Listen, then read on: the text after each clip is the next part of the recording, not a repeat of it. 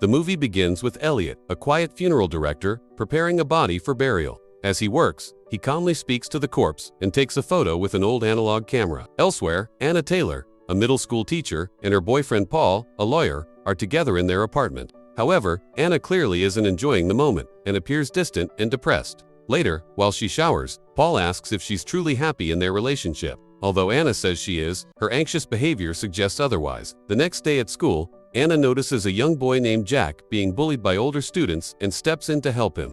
Jack later asks about a chick in their classroom, wondering if it's dead. Anna reassures him that it's just scared. Despite comforting the boy, Anna herself seems emotionally drained and spends the day quietly taking pills and staring blankly at her desk. After school, Anna walks through the hallway as the lights begin shutting off one by one, leaving her in darkness and causing her to panic. Just as she becomes terrified, Jack suddenly turns the lights back on. Relieved, she walks outside with him.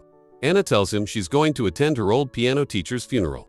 But when Jack asks to come along, she gently refuses, saying funerals aren't for children. Later, Anna runs out of pills and stops at a pharmacy to buy more. Before leaving, she impulsively dyes her hair red at a nearby salon. At the funeral, Anna approaches the body of her former piano teacher. As she stands there, she is startled when it appears that the corpse exhales. Nearby, Elliot quietly observes her with unusual interest. That evening, Anna meets Paul for dinner. Unknown to her, Paul plans to propose.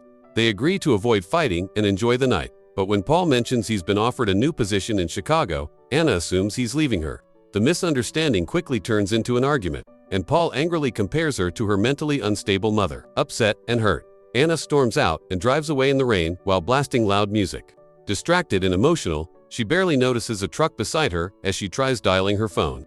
Suddenly, she screams and swerves the wheel. The next thing she knows, Anna wakes up on an embalming table in the basement of Elliot's funeral home, dressed in a red dress with a bruise on her head. Elliot calmly tells her she died in a car accident and that he is preparing her body for burial. Anna refuses to believe him and tries to move, but her body won't respond. Elliot insists that denial is normal when the dead first realize their situation. He then leaves her alone in the dark as she panics, convinced she must be trapped in a nightmare. Meanwhile, Paul wakes up the next morning to find Anna missing and begins to regret their argument. He calls her phone, unaware that Elliot has it. The call goes to voicemail as Paul apologizes and tells Anna he wants her to come to Chicago with him. Elliot ignores the message.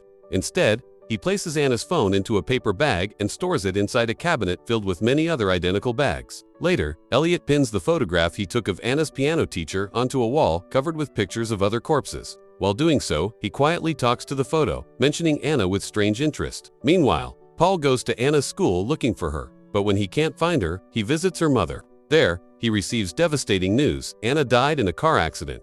Her mother coldly blames Paul for letting her drive that night and shows little emotion about her daughter's death, even admitting she never liked him. Back at the funeral home, Anna continues begging Elliot to let her go, insisting she's still alive. While stitching the wound on her forehead, Elliot calmly tells her she died in the crash. He then injects a chemical into her neck, causing her to lose consciousness. Soon after, the doorbell rings. Elliot goes upstairs to greet Anna's mother, who has come to see the body. Instead of mourning, she criticizes her daughter for dying and leaving her alone. Before leaving, she asks Elliot to dye Anna's hair back to its natural black color. Elsewhere, Jack cuts out a newspaper article about Anna's accident. At home, his mother sits staring blankly at the television, barely responding when Jack tells her she needs to pick him up from school. Meanwhile, Anna wakes up again in the basement and realizes she can finally move. Desperate to prove she's alive, she checks her pulse and hits her hand against the table, trying to feel pain. She attempts to call for help using the phone downstairs, but the line is already busy because Elliot is upstairs confirming funeral arrangements. At that same moment, Paul arrives at the funeral home and demands to see Anna's body. Elliot refuses, saying only family members are allowed. While they argue, Anna hears Paul's voice from the basement and desperately screams for him, but he can't hear her. When Elliot returns downstairs, he finds Anna sitting on the floor. She asks about Paul, but Elliot avoids the question and instead asks whether she truly loved him. He continues manipulating her, insisting she must accept that she's dead and let go of the living. Still refusing to believe it, Anna argues with him, but Elliot continues pushing the idea that she's simply in denial. After leaving the funeral home, Paul goes to the police station. While there, he secretly sneaks into the impound area where cars from accidents are kept. He eventually finds Anna's wrecked car and breaks down crying inside it. As he sits there, he briefly hallucinates Anna standing beside the vehicle. A police officer who knows him eventually arrives and comforts him. Back at the funeral home, Anna tries to escape by picking the basement door lock with a knife. However, she suddenly notices another body in the room, an elderly woman named Ms. Whitehall. Seeing the corpse terrifies Anna and makes her question everything. Deep down, she realizes she doesn't want to be dead. Just then, Elliot enters the room after lowering the temperature in the basement. In desperation, Anna threatens him with the knife. Instead of reacting, Elliot calmly dares her to stab him, confident she won't do it. Anna hesitates and lowers the weapon. Elliot then claims that he has the ability to speak with the dead and that his job is to help them transition into the afterlife. He harshly challenges Anna, asking why she insists she's alive when she never truly lived her life in the first place. Emotionally exhausted, Anna collapses back onto the table. Later, she wakes up and sees Ms. Whitehall standing beside her, now dressed in black and calmly combing her hair. The old woman tells Anna that she isn't ready yet. Suddenly, a dark metallic door slowly opens in the corner of the room. As Anna approaches the mysterious door, she slowly reaches her hand into the darkness. Suddenly, a pale hand grabs her and pulls her inside. The door slams shut, and Anna finds herself in a strange, shadowy world filled with faint blue lights. A wounded little girl appears from the darkness and tells Anna she is disappointed in her. The girl reveals that she is actually Anna herself and suggests that perhaps she would be better off dead. Anna suddenly wakes up on the embalming table, realizing the experience was only a dream. Overwhelmed and confused, she jumps up and angrily knocks everything off the shelves, screaming in frustration. Upstairs, Elliot is preparing flowers for another funeral when Jack approaches him and asks when Anna's funeral will take place. Elliot studies the boy with interest but sends him away. When he goes downstairs, he finds the basement in disarray and demands to know why Anna destroyed everything. Instead of answering, Anna sits in shock, questioning whether she is truly alive or dead. Meanwhile, Paul struggles with grief at home. While washing his face, he suddenly hallucinates Anna standing naked before him. In the terrifying vision, she tears open her chest and pulls out her own heart. Paul wakes up screaming, only to notice that the small doll he took from Anna's wrecked car has strangely turned its head toward him. Back at the funeral home, Elliot brings Anna the burial dress her mother selected. Anna insists she isn't ready to die and tries to distract him while secretly stealing his keys. After Elliot leaves, she attempts to escape. She manages to unlock the front door, but Elliot quickly realizes his keys are missing and rushes back. Just as Anna opens the door, she hears him return and hides in the kitchen. Unfortunately, she leaves the keys in the lock, leaving herself trapped again. Elliot soon notices strange noises in the house and begins searching the rooms. Meanwhile, Anna grabs a knife and desperately looks for another exit. She eventually finds a phone and calls Paul for help. When he answers, she pleads with him to save her, but Paul assumes it's a cruel prank and hangs up. Moments later, Elliot finds her. Calmly, he continues insisting that she is dead and that people like her always need proof. He forces her to look in a mirror, showing her pale and lifeless appearance, which begins to make her doubt herself. Outside, Jack secretly watches Anna through a window. Elliot notices the boy, but instead of reacting angrily, he smiles, realizing he may be able to manipulate him as well. Anna finally begins accepting Elliot's claims. They return to the basement where Elliot washes the red dye from her hair, restoring its natural color as her mother requested. During this time, Elliot receives a call asking him to collect another body for preparation. Elsewhere, Paul visits Anna's school to gather her belongings. Inside her desk, he finds postcards and photos she had kept from a picnic they once shared. The memories overwhelm him, and in anger and grief, he throws everything off the desk. At the funeral home, Elliot prepares the newly arrived corpse while Anna watches. He carefully sews the dead man's mouth shut and places plastic pieces over the eyes. During the process, Anna asks whether Paul cried when he saw her body. Elliot lies and says he didn't, even though Paul was never allowed to see her. When Anna asks why people die, Elliot calmly replies that death is what makes life meaningful. He then injects the yellow fluid into her neck again, causing her to lose consciousness. Later, at the school, Paul encounters Jack. The boy tells him that he saw Anna alive at the funeral home wearing a red dress. Paul insists that can't be true, but Jack continues to argue. Frustrated and emotionally unstable, Paul suddenly slaps the child when Jack suggests that maybe Paul no longer loves her. Back at the funeral home, Elliot stares at the wall of photographs he has taken of the bodies he prepared. He quietly talks to them as if they can hear him. Suddenly, he notices a police car outside and becomes nervous. However, the officer who arrives is simply the brother of the newly deceased man Elliot is preparing.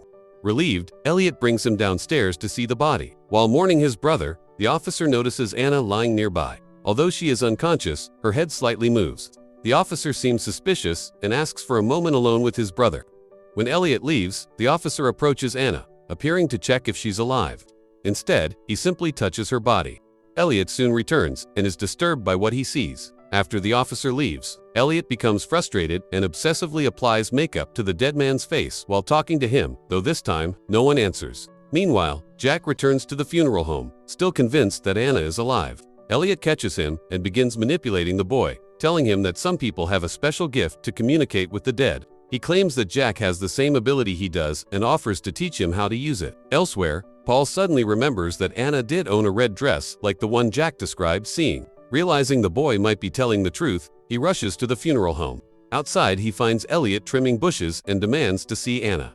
Elliot dismisses Jack's claims as imagination, but Paul storms into the house anyway and runs toward the basement, shouting Anna's name. At that same moment, Anna wakes up, but now, she fully believes Elliot's lie that she is dead, so she remains silent. Paul eventually leaves and goes to the police, demanding they search the funeral home, but they dismiss him as a grieving boyfriend. Back in the basement, Elliot continues preparing Anna for her funeral. During the process, Anna begins opening up about her regrets. She explains that she lived her life stuck in routine and avoided love because she believed it only leads to pain. When Elliot asks what she truly wanted from life, she quietly replies that she only wanted to be happy. Elliot becomes irritated and harshly criticizes her life. Suddenly, he unlocks the door and tells her she is free to leave, that she still has a chance to live. But as Anna stands at the doorway, she experiences a terrifying hallucination and freezes in fear, unable to step outside. Elliot laughs, claiming he has proven his point.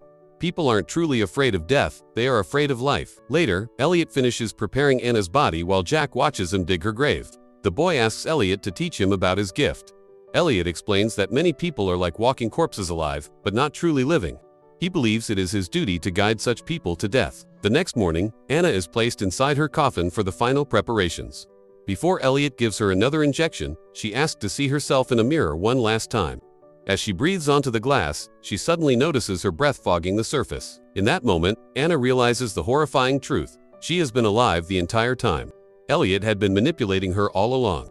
As she desperately protests, Elliot quickly injects her with a chemical that knocks her unconscious. He then calmly takes one last photograph. At the funeral, everyone mourns, including Anna's mother. Paul kisses Anna's body and places an engagement ring on her finger, finally accepting that she's gone. Elliot quickly seals the coffin before anyone notices the truth. After the funeral, Elliot adds Anna's photograph to his wall of hundreds of other victims, people he convinced were already dead. But Anna regains consciousness inside the coffin as she is being buried.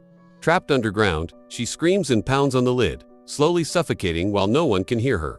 Later that night, Paul becomes drunk with grief and confronts Elliot. Instead of comforting him, Elliot coldly suggests that if Paul truly believes Anna is alive, he should go check her grave before it's too late. Panicked, Paul rushes to the cemetery. Meanwhile, Jack buries the classroom chick alive inside a small box, repeating Elliot's belief that some things are better this way. As Paul speeds drunkenly toward the graveyard, Anna struggles for air inside the coffin. Elliot watches from his car nearby with Jack and calmly turns on classical music. When the boy asks if everything is over, Elliot simply confirms that it is. Paul reaches the grave and frantically digs up the coffin. He pulls Anna out and kisses her as she wakes up. But suddenly, the moment shatters it was only a dream. Paul awakens on an embalming table in Elliot's basement.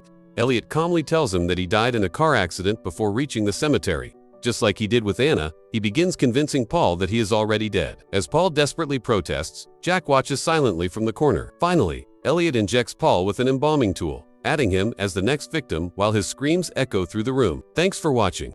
If you enjoyed this recap, hit subscribe and the like button. It really helps. See you in the next one. Take care.